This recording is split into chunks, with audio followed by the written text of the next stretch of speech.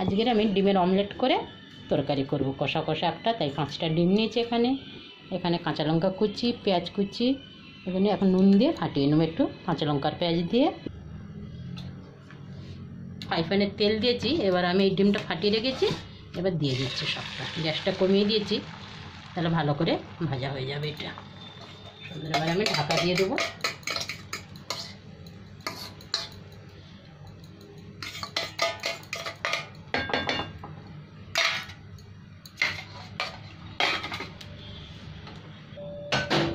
প্রত্যেকে একটু ধনে পাতা ছড়িয়ে দিয়েছি, তাই হয়ে গেছে সবুজ সবুজ। এখন আমি উল্টে দিচ্ছি। খুব সুন্দর হয়ে গেছে। আর 1-2 মিনিট ভেজে নেবো, নিয়ে তুলে নেবো, নিয়ে কড়া বসিয়ে দেবো। আমি আলুটা ভাজবো। এবার আমি ছোটো ছোটো করে কেটেও নিচ্ছি। এর মধ্যেই এরকম সবগুলো বক্স শেপে কেটে নেবো। আমার হয়ে গেছে ওই সাইডটা কেটে নিতে, কত সুন্দর হচ্ছে।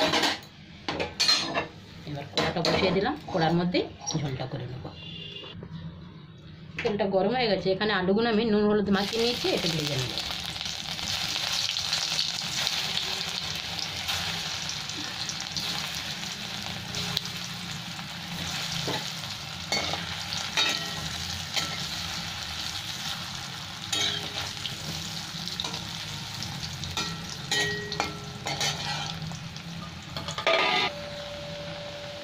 আমার আলুগুলো ভাজা হয়ে গেছে, সবুজ হয়ে যাচ্ছে, লাল লাল করে ভেজে নিয়েছি আলুগুলো।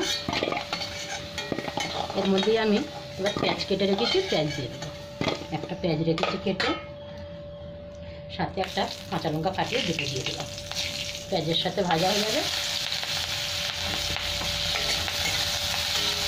পেঁয়াজটা লাল লাল করে ভেজে নেব। এখানে আমার পেঁয়াজ বাটা ভাজা হয়ে গেছে। এবার আমি আদা রসুন বাটাটা দিয়ে দেবো। এটা 1-2 মিনিট ভেজে নেব, কাঁচা গন্ধটা চলে যাবে। এবং টমেটো কেটে রেখেছি দিয়ে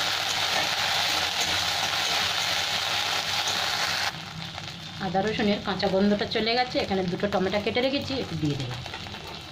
সাথে দিয়ে ভেজে নেবো ভালো করে, টমেটোও গলে যাবে।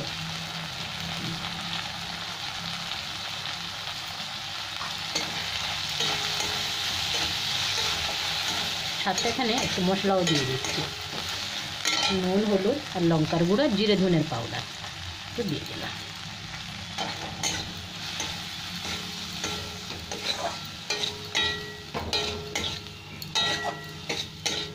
অল্প একটু জল দিয়ে দেবো।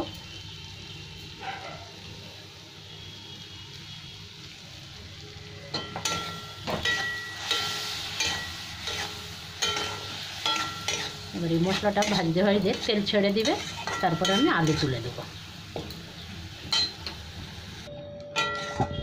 মশলায় তেল ছেড়ে দিয়েছে, এবার আমি আলুগুলো তুলে দিচ্ছি। ভেজে রাখা আলুটা দিয়ে দিলাম। আর 1-2 মিনিট কষিয়ে নেবো, তারপরে গরম জল দিয়ে দেবো। আমি ভাজা আলু তো কম জল দিলেই হবে।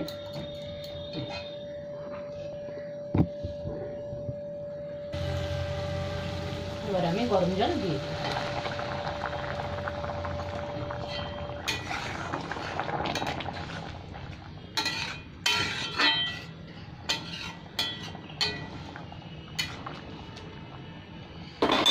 একটু ঢাকা দিলাম, 1-2 মিনিট ঝোলটা ভালো করে ফুটে যাবে।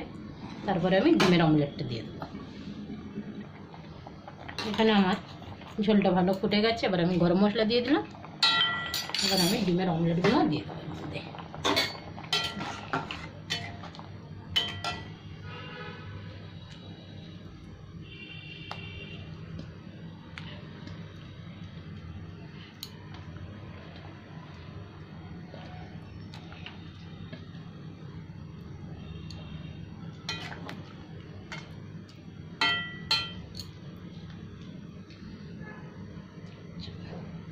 আর একটু ঝোলটা ফুটে যাবে, তারপরে আমি গ্যাসটা বন্ধ করে দেবো। হয়ে যাবে আমার রান্না এখানে শেষ।